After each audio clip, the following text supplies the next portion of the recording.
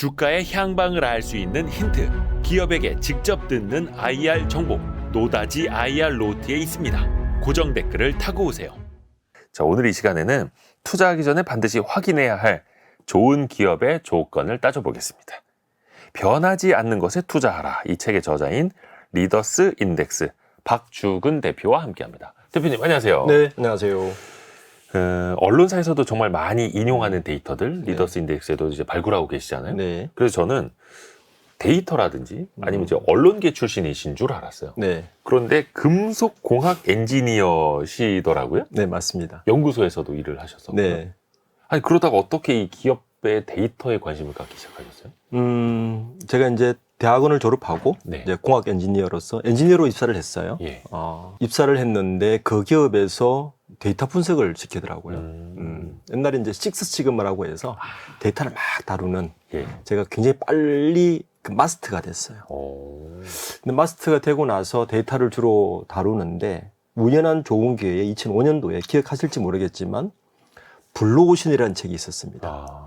그 인시아디의 김희찬 교수라는 분, 네. 한국계 미국 분이신데 이분이 쓴 책인데 그 책이 노무현 정부 때로 기억하는데 국내에 굉장히 히트를 쳤어요. 네. 예. 그 당시 이제 우리나라 경제가 그 삼성전자를 비롯해서 국내 유수의 대기업들이 저 대기업이 있었는데 이게 패스트 팔로우 열심히 패스트 팔로우를 하다가 그때 2000년 중반쯤에 세계 1위들이 하나씩 나타나기 시작했어요. 네. 그러다 보니까 패스트 팔로우가 아니라 퍼스트 무브로 가야 되는 전략들을 대기업들이 고민하기 시작했습니다. 그때 픽업된 책 중에 하나가 이게 블루오션이라는 책이었어요. 제가 이제 그 타스크 팀에 팀원이 돼서 그 활동을 하다 보니 기업 분석에 대해서 이제 그 블루오션의 김희찬 교수 그 팀들하고 우리가 좀 연구도 하고 하면서 기업에 대한 관심을 가지게 됐죠. 그러니까 데이터와 기업에 대한 인사이트를 같이 접하면서 요 두 개를 결합하면 많은 정보를 줄 수 있지 않을까라고 시작해서 요 일을 시작하게 된 것 같습니다. 아하. 근데 책 제목이 변하지 않는 것에 투자하라. 네. 입니다. 근데 사실 기업은 생물과 같아서 계속 변하지 변하죠. 않습니까? 네. 진화해야 되고 네. 사업 아이템을 또 바꿔야 할 수도 네. 있고 사실 삼성전자도 뭐 정미소도 음. 하고 뭐 이렇게 뭐 설탕 뭐 수입 이런 그렇죠. 것도 했었고 라디오도 만들었었고 이제 음. 지금의 삼성전자가 되었는데 변하지 않는다라는 건 어떤 의미일까요? 기업은 변해야 되고 변하지 않아야 된다. 예. 요게 이제 이 책의 핵심 주제인데 약간 동양 철학적 사상 노노의 네. 노노 1장 1절에 보면 도가도 비상도란 말이 있습니다. 그러니까 도를 도라고 일컬 때 이미 그건 도가 아니다. 요걸 좀 적용하고 싶은데 방금 말씀하신 것처럼 기업은 변합니다. 네. 네. 우리나라에서 제일 오래된 기업이 두산 120년이 넘었죠. 126년쯤 됐는데 살아남고 있잖아요. 근데 두산그룹이 보면 계속 바뀌잖아요. 오브맥줄도 하다가 뭐 최근에 B2B 로보틱도 하다가 네. 바뀌는데 이제 투자자분들이 기업을 바라볼 때 그 기업이 쭉 영속하는데 변하지 않는 건 무엇이고 그 변하지 않는 핵심을 지키면서 변하는 것을 분간할 수 있을 때 기업의 가치를 제대로 읽을 수 있다. 그러니까 예를 들어서 이런 거죠. 우리가 그 한때 디지털 카메라가 유행할 때 네. 디지털 카메라를 대부분 기업이 손을 댔어요. 예. 올림푸스도 손을 댔고 캐논도 손을 댔고 니콘도 손을 댔고 삼성전자도 손을 댔고 네. 그러니까 비슷한 시기에 비슷한 제품을 하는 것 같지만 사실은 그 기업들이 가지고 있는 내재적 핵심 가치는 다 달랐어요. 그걸 바라볼 수 있으면 요 기업은 다음에 요거로 갈 거야. 요 기업은 다음에 요거로 갈 거야라고 미리 예측할 수 있는 눈을 가지게 됩니다. 네. 그래서 굉장히 빠른 변하는 세상에서 변하지 않는 것을 가지고 있는 기업 지키면서 변해가는 잘 치대에 순응해서 변해가는 기업을 찾는 것이 사실은 기업 가치를 보는 핵심이다. 아하. 그걸 핵심 말하고 가치를 지키면서. 그렇죠. 네. 그리고 또 기업 분석을 할 때 이제 재무적인 분석이 빠지지를 않거든요. 어떻게 보면 재무적인 분석만으로 숫자 안에 모든 것이 있다라고 또 말씀하시는 분들도 네. 있고요. 거기에 대해서 혹시 어떻게 생각하세요? 중요하죠. 예. 기업의 일단은 기업의 어떤 퍼포먼스를 보는 건 재무 투자를 빠질 수가 없죠. 그런데 투자하시는 분들은 뭐 늘 재무적 지표를 보죠. 근데 투자를 잘 생각해 보면 투자라는 거는 사실 선행지표를 봐야 되잖아요. 그죠? 네, 근데 앞서가야죠. 우리가 알고 있는 그 뉴스로 보고 있는 건 사실 다 후행지표입니다. 네. 자, 어떻게 보냐 하면은 분기 보고서가 주로 언제 나오냐 하면 분기 말을 기점으로 지금 45일에 그렇죠. 사업보고서가 금감원에 제출이 됩니다. 물론 실적은 발표는 한 달 정도 조금 빨리 할 수도 있지만 네. 그렇더라도 다 후행지표예요. 근데 제가 이제 대기업에 있으면서 이렇게 일을 해보니까 대기업들은 어떻게 이제 사이클이 돌아가냐 하면 매년 5월 달에 그룹 전략회의를 합니다. 그때 어떤 얘기를 하냐 하면은 주로 Y+3이라 그래서 3년 후에 것들을 다 결정을 해요. 그리고 내년도 의사결정, 투자결정은 7월 달에 마치고 인사를 10월 달에 합니다. 자, 그런데 일반인들이 그 기업의 정보를 보는 거는 인사는 11월 달에 접할 수 있고요. 예. 투자한다는 거는 내년 뉴스에 나올 수 있습니다. 6개월이나 빨리 이루어진 의사결정을 도저히 알 수가 없죠. 그렇죠. 자, 그런데 투자하는 분들은 그거를 미리 알고 투자를 해야 되는 거예요. 예. 그러니까 숫자는 사실은 다 후행지표다. 그런데 투자하려면 선행지표를 알아야 되는데 그럼 뭘로 보여야 되느냐를 고민해야 되는 거죠. 그렇죠. 저는 그래서 사실 투자하시는 분들은 두 개를 보죠. 보통 우리 주가를 볼 때는 주가는 두 개가 만나면 화랑을 합니다. 기업의 원래 가치 실적이 좋을 때와 그리고 이걸 떠받치는 자본시장의 흐름, 그러니까 유동성이 좋고 기업 실적이 좋으면 그 기업은 무조건 좋을 수밖에 없죠. 그렇죠. 그런데 유동성은 항상 들락날락해요. 우리가 그래서 금리 이야기도 하고 미국 금리 이야기도 하고 여러 가지 이야기를 하는 이유가 그거고, 그런데 기업을 제대로 판단을 해야 되는데 그 기업을 보려고 갔더니 알 수 있는 건 재무정보밖에 없어. 근데 이 재무정보는 후행 정보야. 우리는 선행 정보를 알아야 되는데 그건 뭘로 알 수 있어? 그 중에 하나가 저는 이 책을 통해서 요렇게 기업을 좀 쪼개보면 그 기업이 어떤 내재적 가치를 가지고 있는지를 좀 알 수가 있고, 그리고 거기에 한 발 더 뭘 좀 더 보면 일반인들도 조금 더 완전하진 않지만 조금 기업에 대해서 알아가면 좀 도움이 되지 않을까. 그래서 저는 이 책을 집필할 때 기본적으로 포커싱을 중장기 투자자를 위해서 집필했어요. 네. 그러니까 우리나라 자본시장이 굉장히 이제 성숙해져 있잖아요. 개인 투자자들이 한 1,400만 명이 되면서 굉장히 많아졌는데 여전히 현재 자본시장을 보면 우리가 리딩방이라든지 이런 걸 보면 대부분 단타 매매에 매몰돼 있어요. 그렇죠. 네.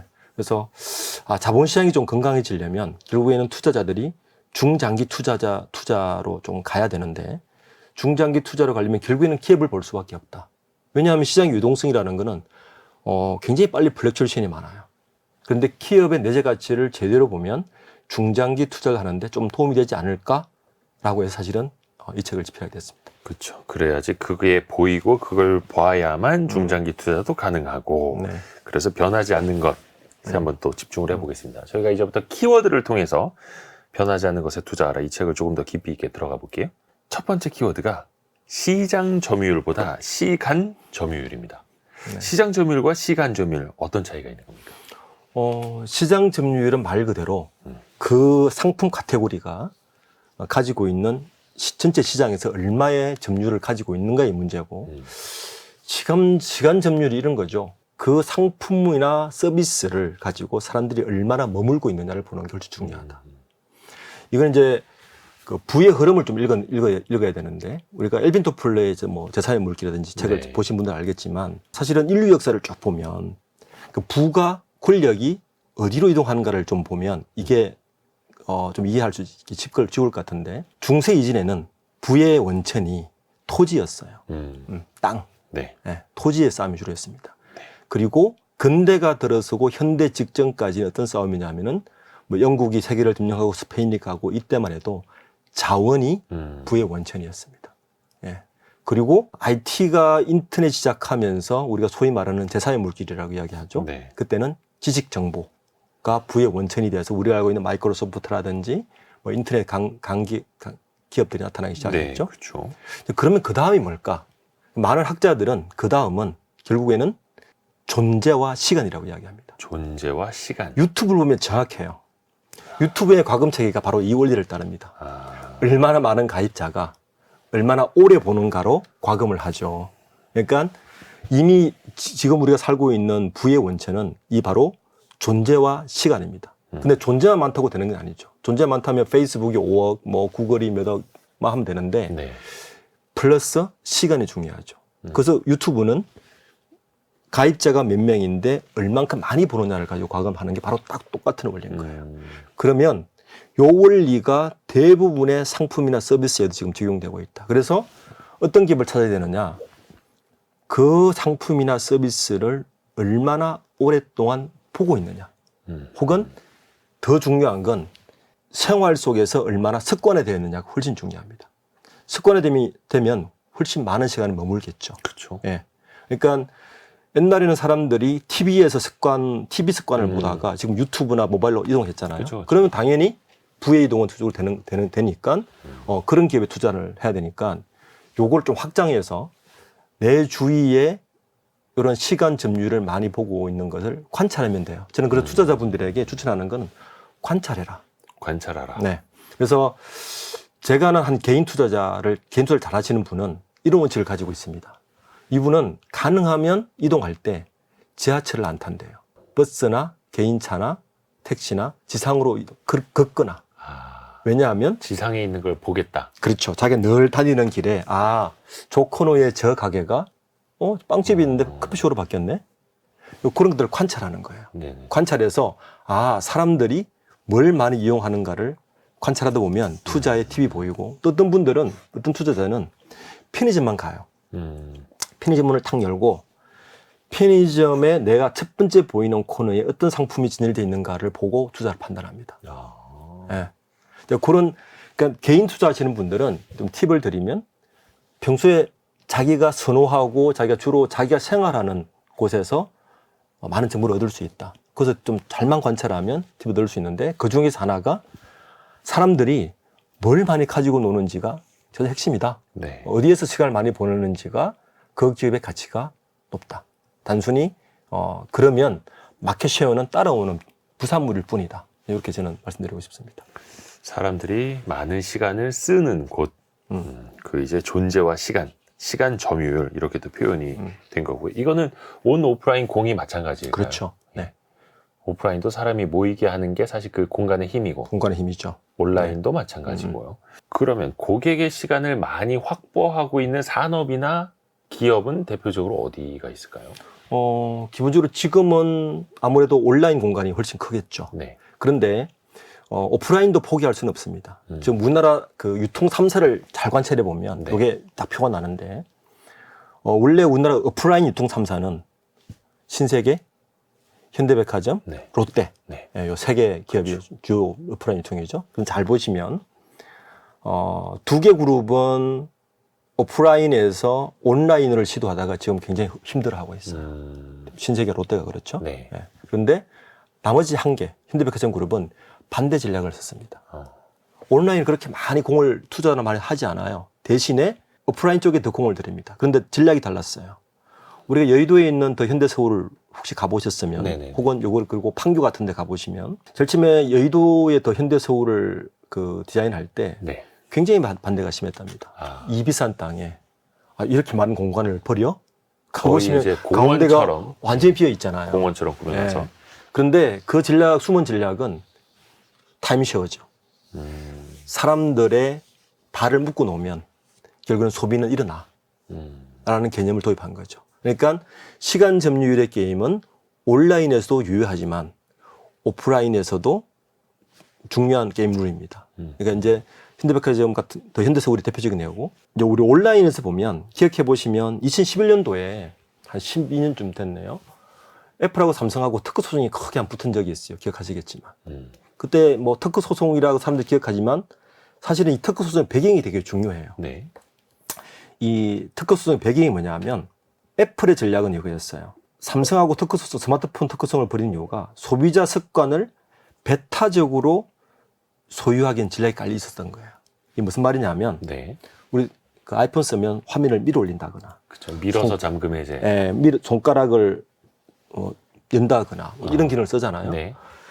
이런 기능들을 이미 습관화되어 있는 걸 독점하기 위해서 사실은 특허를 건 겁니다. 저는 삼성전자도 손해보진 않았다고 봐요. 저는 이 특허 전쟁으로 2011년 이후에 전 세계 스마트폰은 아이폰과 갤럭시 갤럭시로 딱 양분화돼 버렸어요. 아하. 삼성전자 사실 이런 건 별로 없다고 봐요. 결론적으로는. 어쨌든 이 테크의 중심은 이 습관의 전쟁이었는데 제가 볼 때는 이 습관을 그럼 왜 중요하냐? 군대 다녀오셨죠? 네. 보통 우리 군대 가면 훈련소 몇 주인가요? 뭐 요즘엔 몇 주인지 모르겠습니다만 저희 때는 이제 뭐 4주 기초군사 훈련이 4주 뭐 뒤에 또 그리고 후반기 있고 보통 6주 보통 하거든요. 6주였나? 6주 예, 정도 합니다. 기억 못하지? 네, 현역은 6주 정도 하는데 이 교육학에서 하는 얘기가 있어요. 사람의 헤빗, 습관을 바꾸려면 같은 라이프 사이클을 30일 정도, 그 6주 정도 네. 정도 하면 습관이 바뀝니다. 아. 예. 요걸 이제 마케팅에서는 그 항상성이라 그러는데 결국에는 소비자나 유저들에게 이 습관화를 시키는 것만큼 강력한 도구는 없다. 이 타임 트랩을 하기 위해서는. 그래서 많은 기업들이 이걸 하려고 노력을 하죠. 우리가 유튜브라든지 뭐 아침에 일어나서 우리 생활 습관들 보시면 돼요. 내가 습관이 되어 있다는 건 이미 6주 이상 했다는 이야기고. 그래서 또 그걸 한번 바꾸기도 어려워요. 그렇죠? 그래서 작심삼일이라는 말이 나오는 이유가 거기 있는 거죠. 그래서 이 타임쉐어에 대한 방법들은 여러 가지가 있는데 오프라인적인 방법도 있고 온라인적인 방법도 지금 여러 가지 시도되고 있는데 사실 우리는 알게 모르게 거기 흡수되고 그게 지금 이끌려가고 있는 거죠. 그렇게 해서 나도 모르는 사이에 그곳에서 시간을 보내게 되고 그렇죠. 돈을 쓰게 되고 또 그런 기업들은 또 돈을 쓰게 하기 위해서 또 시간을 어떻게 보면 이제 고객을 잡아두는 수단으로 활용하는 그렇죠. 거고요. 그 다음 키워드는 명사보다 동사에 집중하라입니다. 명사가 아닌 동사. 이건 어떤 차이가 있는 거예요? 이게 4차 산업혁명이 이제 이전과 이후가 굉장히 많이 달라지는데 네. 4차 산업혁명을 어떻게 규정하는가의 차이는 있지만 뭐 저는 개인적으로 어떻게 규정하냐 하면은 명사에서 동사로 움직이고 산업이 바뀌고 있다. 무슨 말이냐면 4차 산업 전에는 그 소위 말하는 업종이라는 경계가 분명했어요. 그러니까 우리나라 대기업들도 딱 보시면 30대 그룹 정도를 딱 보시면 4차 산업 이전에는 30대 그룹의 업종이 분명했습니다. 네. 있었습니다. 삼성은 뭐 예를 들어서 삼성그룹은 전자와 생명과 건설과 뭐 이렇게 한다 보면 네. 건설은 대부분 겹치긴 하지만 현대차는 자동차만 주로 하죠. 네. LG전자는 전자 뭐 LG그룹은 전자라든지 디스플레이 쪽만 하죠. 이런 것들이 분명한 시대가 있었어요. 그래서 서로 그 업종 간에 별로 뭐 타치도 안 하고 진출할 때는 굉장히 어려움을 겪고 그래서 그 업종으로 진출할 때는 굉장히 큰 바운더리가 있었고 이런 시대가 있었는데 이 4차 산업이 진행되면서 이 업종의 경기가 굉장히 빠르게 허물어집니다. 근데 이때 새로운 블루오션들이 막 만들어지기 시작하는 게 바로 크게 이야기해서 명사의 시대에서 동사의 시대로 가고 있다라고 이야기할 수 있는데 예를 들면 요즘 현대차가 이런 이야기를 해요. 정의선 회장이 들어서고 나서부터 네.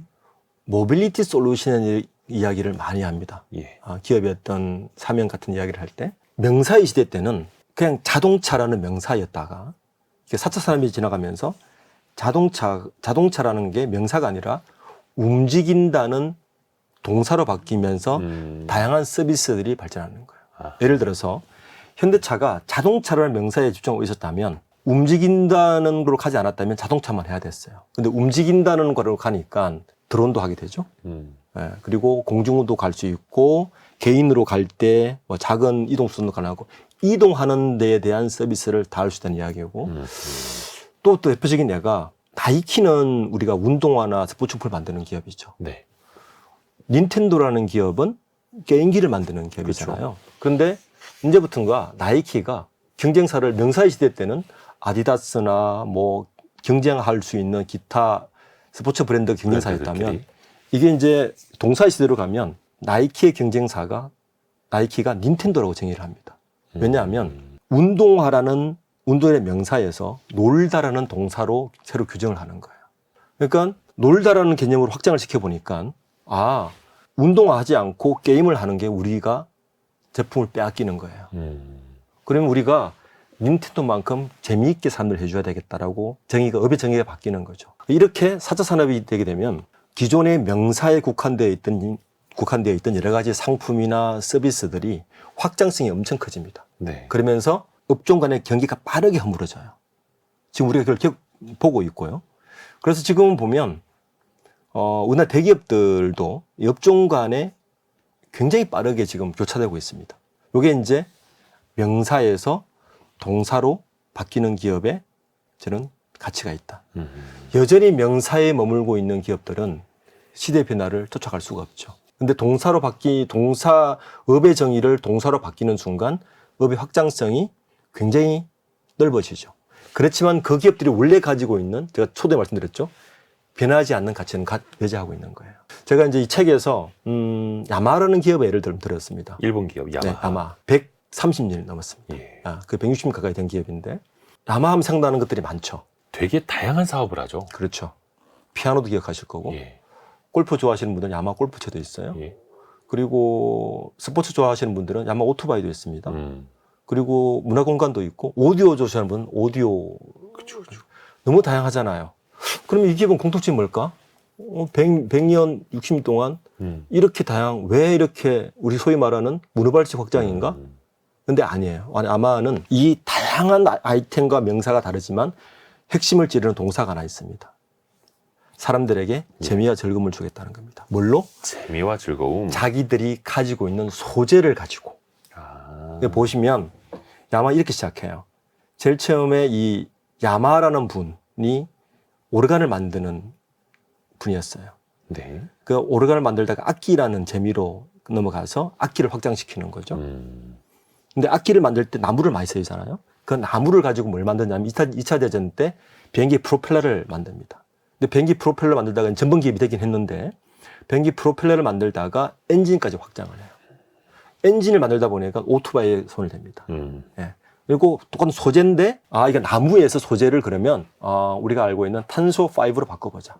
그래서 만들어진 게 우리가 제일 초기의 양궁은 야마 양궁 주로 전 세계를 지배했어요. 네네네. 그리고 양궁에 들어가는 그 소재를 가지고 만든 게 골프채. 그리고 골프채를 만들다가 트랜지스터 쪽에서 재미를 붙여서 또 하나 만든 게 오디오. 그러니까 이렇게 그 기업이 100년 넘는 역사 동안 쭉 변하는데 한 큐의 이 기업을 설명할 수 있는 하나가 있는 거예요. 그 핵심 가치가.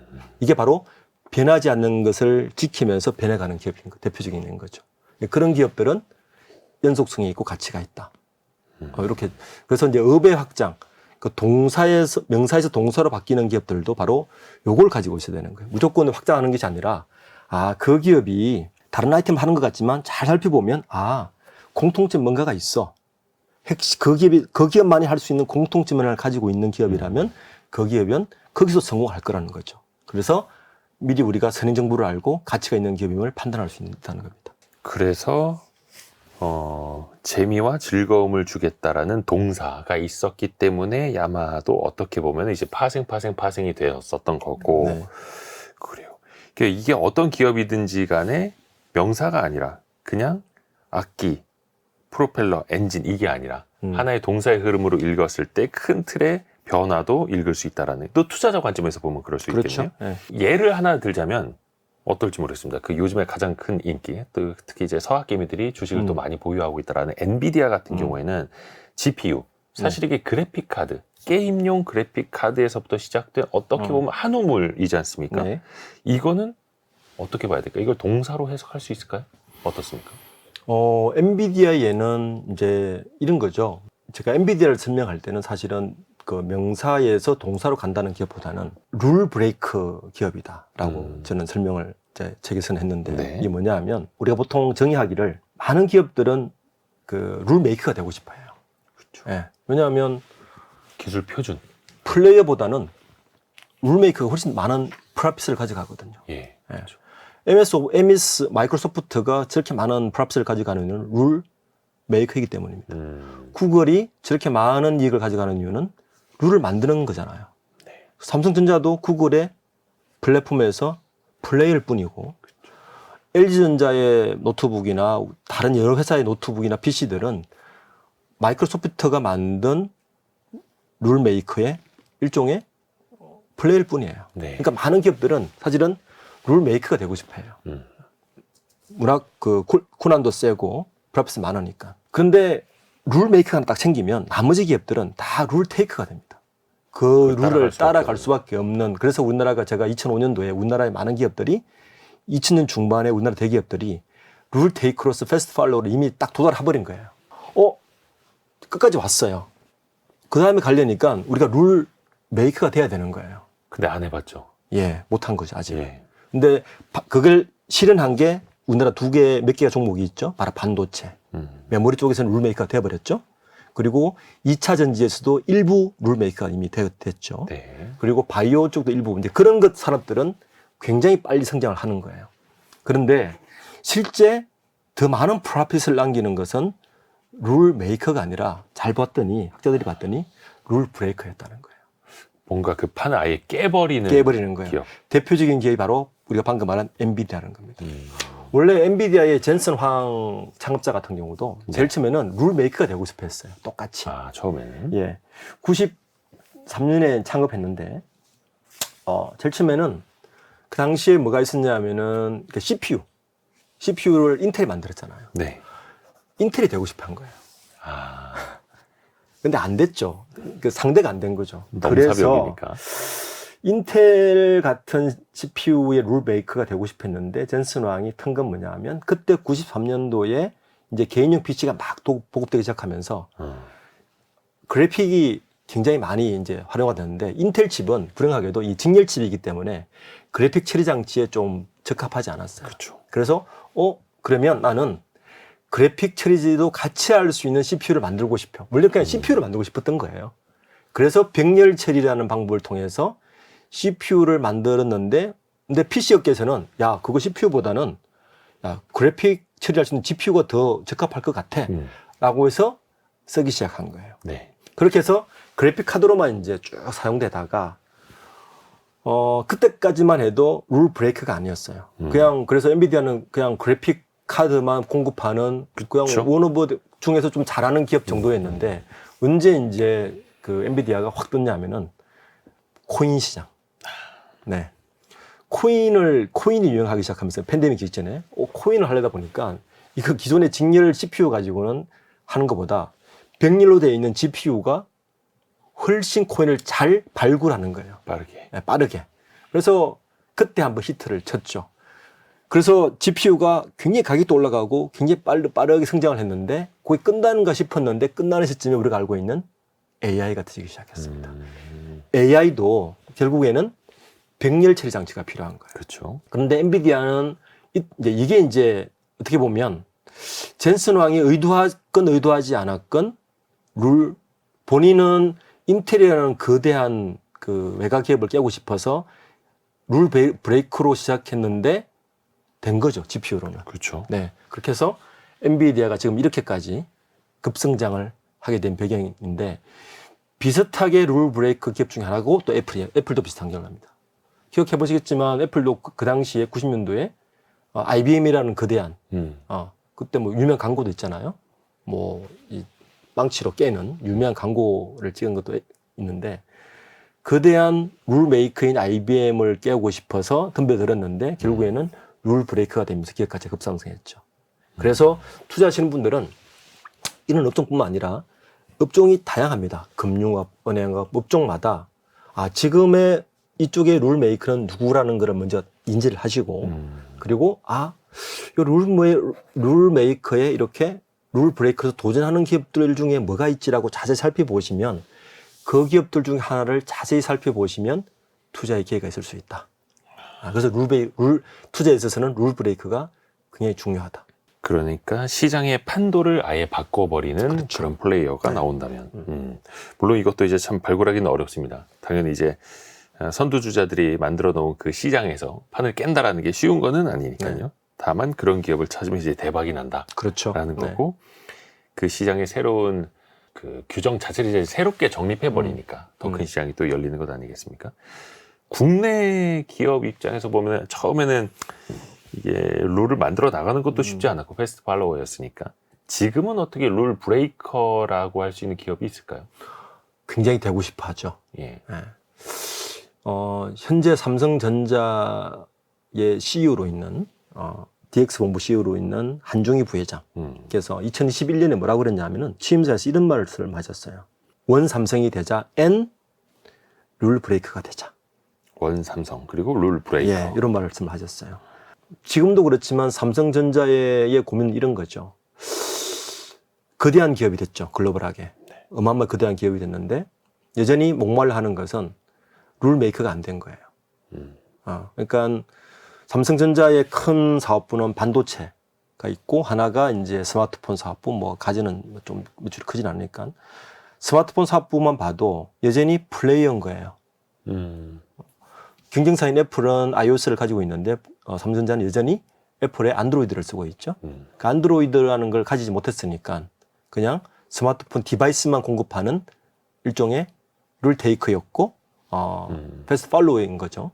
그래서 한종희 부회장도 룰 브레이크를 대자고 외쳤죠. 근데 여전히 삼성전자는 룰 브레이크는 아직 아닌 것 같습니다. 그 외에 다른 기업들도 보면 사실 룰 브레이크를 통해서 성장한 기업들은 많습니다.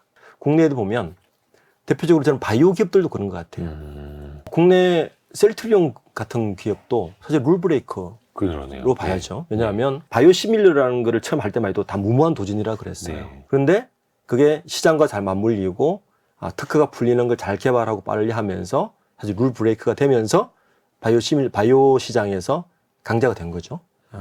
그러니까 업종마다 그런 기업들은 분명히 존재합니다.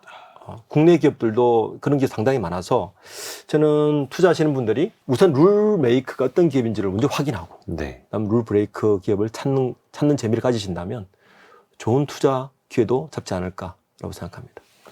룰 테이커가 아닌 룰 브레이커. 시장의 판도를 깨는 기업들. 자, 다음 키워드는 숫자보다 스토리입니다. 숫자보다 스토리다. 근데 사실 이게 또 스토리만으로 너무 앞서 나가다 보면 약간 좀 허황된 그림이 그려질 수도 있을 것 같거든요. 여기에서 박주근 대표님이 의미하시는 바는 어떤 겁니까? 저는 스토리라는 거를 굳이 따지자면 서사적 이야기가 있는 기업을 유심히 봐라. 가치가 있다. 이렇게 정의하고 했어요. 서사까지 나옵니까? 서사적 이야기. 그러니까 스토리라는 게 결국엔 사람들이 같은 상품, 같은 서비스에서도 서사적 스토리가 있는 쪽에 훨씬 매료되거든요. 근데 상품들을 잘 보시면, 상품들 광고나 뭐 CF를 재밌게 보시면 그냥 그 상품의 어떤 기능, 그 상품의 어떤 뭐 우위성, 뭐 이런 것들만 차별화 이렇게만 하는 기업들이 있고, 그렇지 않고 그 상품이나 서비스가 가지는 가치를 서사적 스토리를 입혀서 사람들에게 이야기해 주는 기업들이 있습니다. 그런 기업들이 훨씬 가치가 있다는 거예요. 마케팅 쪽에서는 이런 것들 되게 좋아하는데 저는 대표적인 예로 BTS를 사실 예를 들었어요. BTS가 뭐 이제 제가 같은 내용으로 BTS 설명해 볼게요. 상품을 예를 들어서 기능적이고 뭐 좀 차별화되고 그렇게만 본다면 BTS를 이렇게만 봐야 되는 거예요. BTS가 전 세계 어떤 보이그룹보다 노래를 잘해. 춤을 잘 춰. 네? 그리고 BTS가 더 잘생겼어. 그러니까 이렇게만 이 기준으로 놓고 본다면 다른 보이그룹도 많겠죠. 그런데 BTS가 차별했던 것은 사실은 서사적 스토리입니다. 암이라는 두꺼운 팬덤을 만들어서 그들에게 자유 그리고 뭐 여러 가지 의미들의 노래를 통해서 스토리를 통해서 팬덤을 두껍게 만들었죠. 이 팬덤을 만들었다는 게 되게 중요하고 그게 암이라는 게 되고 그래서 하이브라는 기업은 사실은 보면 엔터테인먼트 기업 같지만 사실은 제가 판단할 때 하이브는 플랫폼 기업입니다. 하이브는 BTS라는 기업을 통해서 빅히트 엔터테인먼트로 상장을 했지만 지금 하이브로 이름 바뀌었지만 이 BTS를 통해서 암이라는 강력한 팬덤을 경험을 했고 이 팬덤이 우리가 소위 말하는 구글이나 페이스북이나 X 같은 큰 플랫폼이라는 것도 발견했습니다. 그래서 그 방시혁 의장이 하이브의 첫 번째 전문 경영인을 누굴 데리고 왔냐면은 게임 회사의 박지원 대표를 데리고 왔어요. 이번에 그만두긴 했지만 이유가 뭘까요? IT 기업의 수장을 데리고 왔어요. 방시혁 의장은 엔터테인먼트 회사를 플랫폼 기업으로 규정한 거예요. 이 암이를 발견하면서 결국은 저 두꺼운 팬덤을 잘 활용하면 다양한 비즈니스 기회가 있겠다라고 해서 멀티 레이블을 사용했지만 그것도 마찬가지로 서사적 스토리를 입혀서 똑같은 플랫폼화 시키는 게 있죠. 그래서 하이브와 다른 엔터테인먼트 기업은 사실은 저는 결이 다르다고 봅니다. 그런 면에서 보면. 그래서 그런 것들, 그러니까 기업마다 서사적 스토리가 있는, 제가 제 책에서는 또 하나 예를 든 거는 커피 회사를 하나 제가 예를 들었어요. 커피 회사요? 우리나라 커피 전문가들이 많죠. 애호가들도 많고. 네. 커피 시장은 크게 이제 1세대 커피 시장이 있고 예. 2세대, 3세대 나눌 수 있는데 커피의 1세대는 우리가 뭐 기억하시는지 모르겠는데 뭐 그렇게 병으로 사가지고 네. 커피 2스푼, 설탕 1스푼 요 세대입니다. 아, 네네네. 믹스 커피. 네, 이게 이제 네스프레소가 주로 전 세계를 주도하던 음. 그런 시장이었는데 믹스 커피, 그러니까 커피 2스푼, 설탕 1스푼, 크림 1스푼 이런 식으로 먹던 시대. 그 뒤에 이제 커피가 스타벅스라는 기업이 나타나면서 또 전성기를 발휘하죠. 그러니까 카페 문화로고 지금도 그렇게 하는 것 같지만 그 시장으로 갔다가 3세대가 나타나요.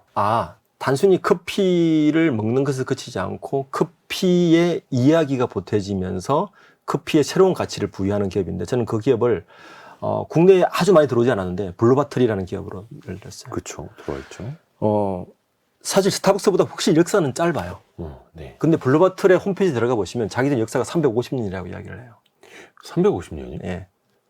그 이유는 뭐냐면 블루바틀이라는 이름을 지은 것도 사실 오스트리아에 있는 블루바틀을 따왔는데 네. 그 블루바틀이라는 카페가 생긴 역사적 스토리가 있어요. 그러니까 오스만 투르크 제국이 유럽을 침공할 때 네. 오스트리아에서 오스트리아를 그 오스만 투르크 제국으로부터 구한 사람이 그 공으로 받은 게 커피 원두였는데 그 원두로 오스트리아에서 만든 카페가 블루바틀이라는 카페인데 근데 원래 블루바틀을 만든 이 창업자는 연주자였어요. 연주자였는데 이분은 취미가 뭐냐면 보통 연주자들은 이렇게 투어를 다니잖아요. 네. 투어를 늘 비행기 타고 이 생활이 너무 지루했던 거예요. 그래서 이분은 취미가 뭐냐면 아주 천천히 커피를 내려 먹는 게 취미였어요. 적당한 아주 정밀한 온도. 그러니까 그 원두의 굵기, 로스팅의 온도, 로스팅의 시간을 아주 지키면서 그 패스트로 진행되는 커피숍에서 그나마 아주 천천히 가는 문화를 향유했던 거죠. 그래서 그거를 사업화 시킨 게 블루바틀이었는데 스타벅스도 훨씬 늦게 창업했는데 이분은 그런 천천히라는 문화를 사람들에게 뭘로 매료시킬까를 고민하다가 바로 방금 이야기 드린 오스트리아에 있는 블루바틀을 끌고 오신 거죠. 그래서 우리는 역사가 350년이 넘어라고 이야기하면서 그 슬로우 라이프와 그 스사가 합쳐지면서 히트를 쳤죠. 미국에서. 우리나라 들어오게 했는데 그래서 상품이나 서비스가 잘 보시면 어느 정도 궤도에 딱 올랐을 때 때는 그때부터는 사람들이 스토리를 찾기 시작합니다. 요게 중요해요. 우리가 스마트폰이나 PCS의 역사를 한번 보시면 잘 보세요. 제일 처음에 011, 0170 PCS 문화였을 때 그때는 키워드가 뭐였냐면은 잘 터지는 거였어요. 그렇죠. 안 터지니까. 그래서 걸리면 걸리고 뭐 이런 식으로 지입을 했단 말이에요. 네. 잘 터지는 게 해결되고 나니까 기능으로 갔어요.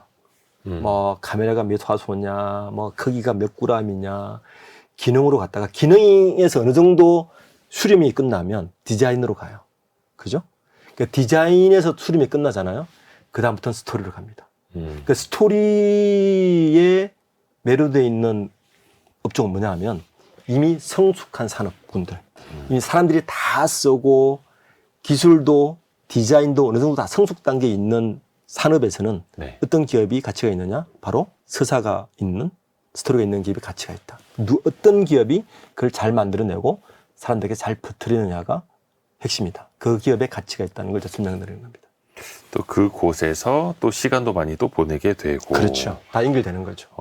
그래도 완전히 소비랑 또 이어질 수밖에 없기 그렇죠. 때문에 소비는 또 감성적인 게 많이 또 좌우한다 하더라고요. 그러면 이 팬덤을 사실상 어느 기업들이든 만들어내고 싶어 하지 않습니까? 그렇죠. 근데 사실 서사라는 게 어느 날 갑자기 지어낸다고 해서 될 것도 아니고 그게 그 기업의 역사, 제품과 자연스럽게 맞아 떨어져야만 서사가 있는 스토리가 되는 건데 이거 만들어내는 건 쉽지 않을 것 같은데요. 그걸 또 않죠. 팬덤까지 이어간다는 네. 건 더더욱 어떻게 하는 방법이 있을까요? 테슬라가 전 대표적인 애인데 네. 우리나라에는 테슬라의 차를 이제 몰고 다니는 사람도 있기는 하지만 미국만큼 사실은 테슬라의 광팬은 없거든요. 사실은 미국은 테슬라의 광팬들이 되게 많아요. 그러니까 그 이유가 뭐냐면 테슬라가 가진 서사는 그렇게 길지 않잖아요. 네. 그죠? 그렇지만 테슬라가 주는 어떤 이미지, 미래, 뭐 우주 산업, 뭐 뉴럴링크, 뭐 연결 이런 것들이 굉장한 팬덤을 만들어냅니다. 네. 예. 그래서 그런데 그런 키워드들이 일관성이 있어야 돼요. 첫 번째. 생뚱맞으면 안 됩니다. 일관성. 일관성이 되게 중요합니다. 그리고 지속성도 있어야 됩니다. 네. 예. 지속적으로 일관된 메시지를 주는 게 중요하다. 그러면 아주 긴 서사적 스토리를 가지지 않아도 사람들은 충분히 팬덤을 만들 수 있다. 근데 일관성과 지속성을 잃어버리면 바로 팬들은 신뢰가 사라져버립니다. 예. 그래서 이건 서사적 스토리는 단순히 기업의 역사가 길다고 나타나는 건 절대 아닙니다. 예.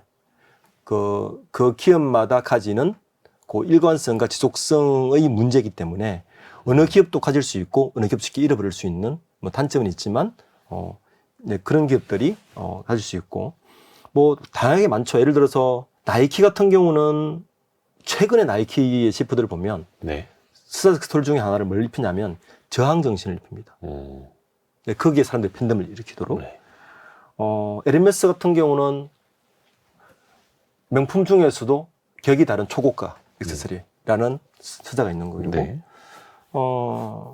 애플 같은 경우는 뭐 창의성에 대한 서사가 있겠죠. 애플을 쓰는 사람들 나름대로의 어떤 뭐 그런 것들이 있고, 파타고니아 같은 경우는 환경이라는 스토리가 있는 것이고, 그런 것들을 어떻게 자기 제품과 서비스 연결시키느냐가 핵심이고, 더 중요한 건 제가 말씀드렸듯이 일관성과 지속성이다. 일관성과 지속성. 그게 또 오랫동안 쌓이고 쌓여야 서사가 되는 거고요. 그렇죠.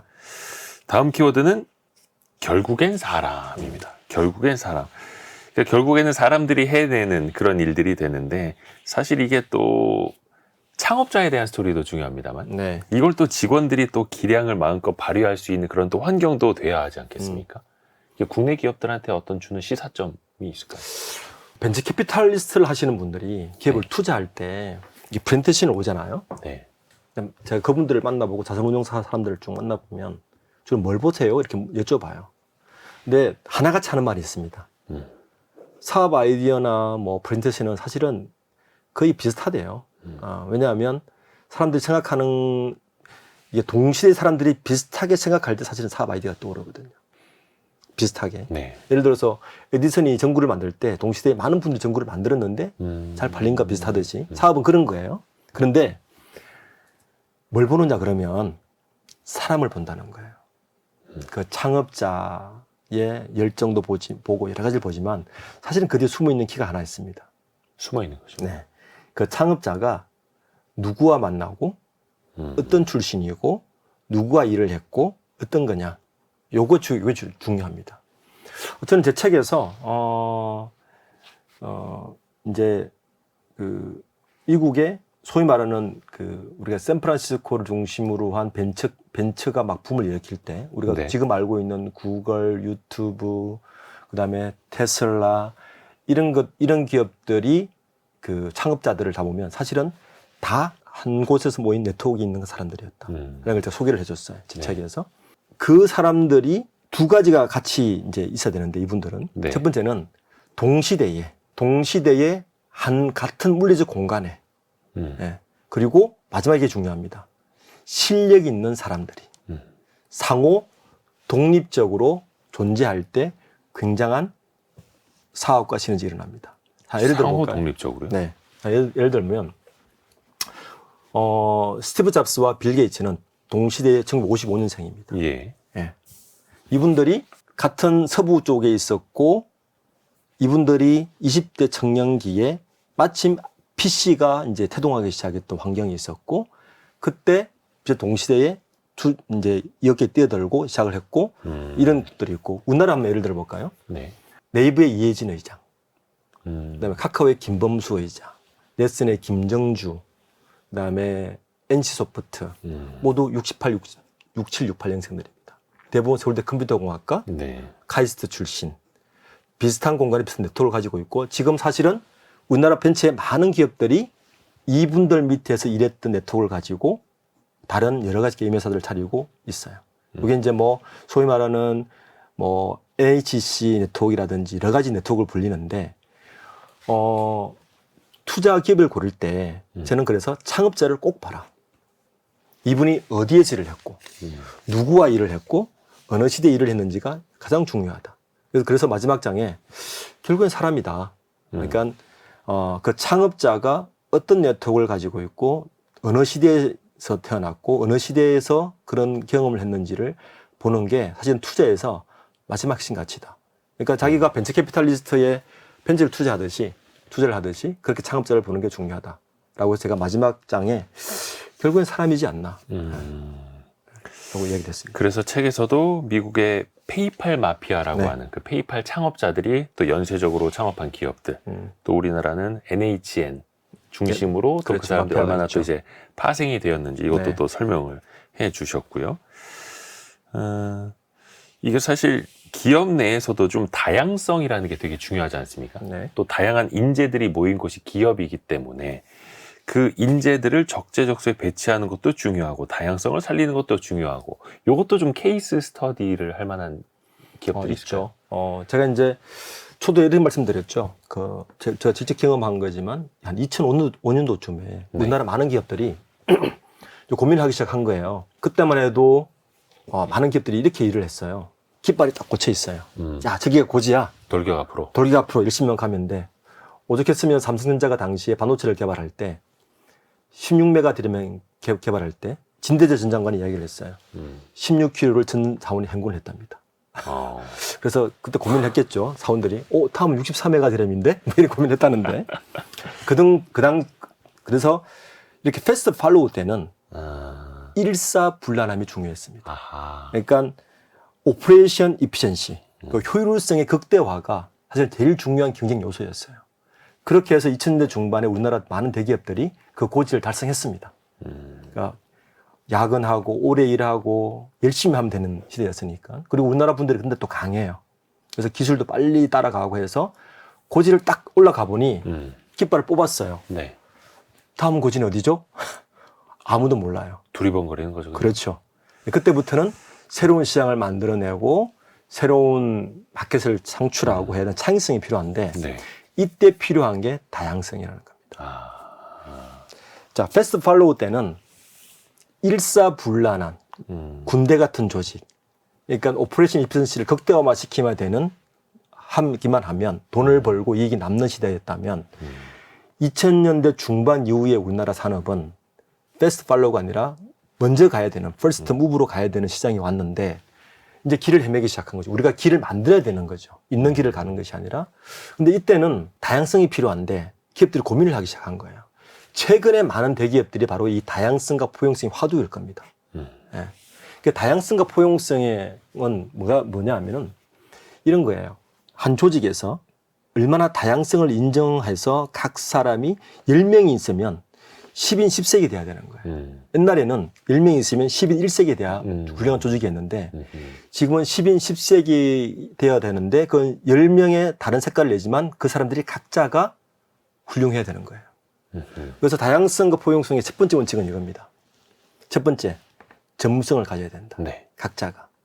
전문성을 가지되 서로 상호 독립적이어야 된다. 근데 우리나라 기업들은 여기 이 두 번째가 되게 약해요. 전문성은 강한데 상호 독립적이지가 않아요. 뭘로 보면 알 수 있냐면은 지금 우리나라 기업들에 딱 들어가서 이걸 확인할 수 있는 방법은 등기이사들, 이사들, 네, 출신들 딱 보면 알아요. 출신 스카이 학교뿐만 아니라 심지어는 고등학교 인맥까지 다 있어요. 그러니까 이게 강한 조직은 절대 다양성이 나올 수가 없습니다. 그러니까 큰형님 말 한마디에 모두가 말을 들어야 되는 조직인 거예요. 그러니까 이런 조직은 제가 방금 말한 퍼스트 무브에 되게 약할 수밖에 없어요. 네. 그래서 지금 기업들은 이런 다양성을 가야 되는 걸 알고는 있는데 네. 기존 조직이 바뀌기가 되게 어려운 거예요. 그렇죠. 미국의 대표적으로 제 책에 예를 들었던 게 미국 이것 때문에 망한 기업이 사실은 제너럴 일렉트릭입니다. 그 어마어마한 제너럴 일렉트릭. 2000년 초반만 해도요. 제가 처음 직장 생활할 때 우리나라 모든 대기업들이 벤치마킹 대상 1호가 제너럴 일렉트릭이었습니다. 그렇죠. 네. 근데 지금은 상장 폐지돼 버렸어요. 그 어마어마한 100년이 넘은 기업이. 근데 제너럴 일렉트릭을 제가 잘 연구해 보면 바로 이 다양성을 하지 못하고 폐쇄적 조직 때문에 결국에는 무너집니다. 반대로 폐쇄적 조직의 문제를 발견하고 다시 일어선 기업 중에 하나가 토요타입니다. 토요타는 토요타 소이치로가 만들어서 100년 가까운 된 기업인데 현재 그의 정손자가 CEO를 하다가 지금 이제 CEO를 물려줬는데 전문 경영인에게 그것처럼 가족 기업인도 불구하고 폐쇄적으로 쭉 왔다가 폐쇄성을 발견하고 이 정손자가 혁신을 일으킵니다. 아키오 회장이라고 그러는데 혁신을 일으켜서 다양성을 도입해요. 그래서 다시 한번 반전을 일으키는 대표적인 예로 될 수 있죠. 지금 국내 많은 기업들도 이러한 고민에 빠져 있습니다. 특히 우리나라는 단일 민족에다가 글로벌 기업이긴 하지만 항맥, 인맥 되게 강하잖아요. 뿌리 못 치잖아요. 네. 그런데 기업들이 고민하고 있어요. 가야 되는 어떻게 가지? 그런데 투자하시는 분들은 저는 꼭 봐야 된다 봅니다. 그게 이미 나타나 있으니까. 나타나 있고 그걸 체크하면서 가면 또 기업의 새로운 면을 발견할 수 있어요. 이런 것들이 저는 선행 정보라는 거예요. 그런 것들은 이미 사업 보고서만 봐도 나와 있다. 다 뚜렷하게 나와 있다라는 거. 자, 오늘의 심쿵 한방 정리를 해볼까요? 변하지 않는 것에 투자하라. 이 책을 관통하는 핵심 구절. 이 부분을 박주근 대표께 직접 한번 좀 부탁드리겠습니다. 네. 시대가 굉장히 빠르게 변하고 있습니다. 그런데 굉장히 빠르게 변하는 곳에서 변하지 않는 것을 볼 수 있는 눈을 가져야 되고 변하지 않는 걸 가지고 있으면서도 시대에 따라 변하는 기업을 찾는 게 핵심입니다. 어려운 말 같지만 여러분들 일상에서 자세히 보시면 이러한 가치 있는 기업들을 충분히 발견할 수 있을 거라 봅니다. 좋습니다. 오늘 별책 프로 리더스 인덱스 박주근 대표와 함께 변하지 않는 것에 투자하라 같이 읽어봤습니다. 고맙습니다. 네, 감사합니다.